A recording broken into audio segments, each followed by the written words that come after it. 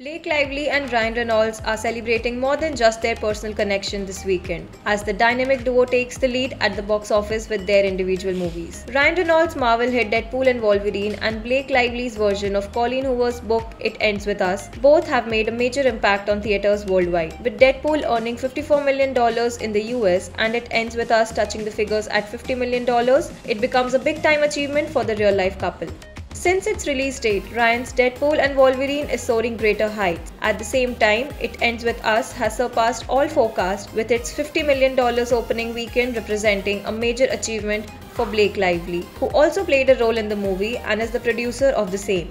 This achievement places Blake Lively and Ryan Reynolds as the first married couple to occupy the top two positions at the box office, a milestone previously achieved by Bruce Willis and Demi Moore in 1990. At that time, Bruce Willis' Die Hard 2 and Demi's Ghost took the lead, surpassing all others as the year's highest earning film.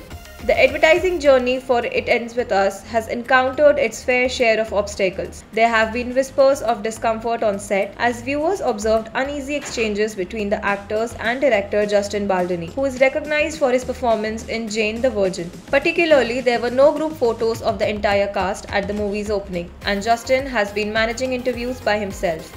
Blake Lively also disclosed that Ryan had written one of the movie's key scenes, a piece of information that caught screenwriter Christy Hall off guard. The movie's promotional efforts have also come under scrutiny, with some viewers worried that the cheerful promotional content could give the wrong impression, suggesting the film is a light-hearted romantic comedy when in reality it tackles the heavy issue of domestic violence.